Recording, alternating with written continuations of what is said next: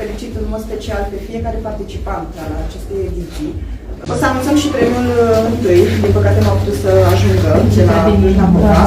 Site Easy, sper că am citit corect.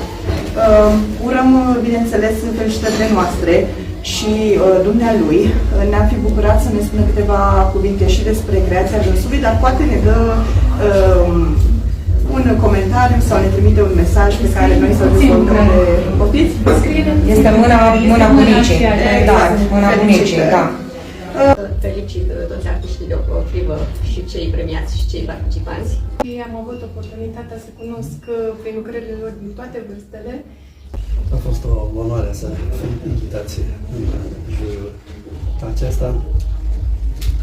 Mă bucur că am avut preferințe aproape asemănătoare între noi. Înseamnă că am meritat să câștige. Felicit!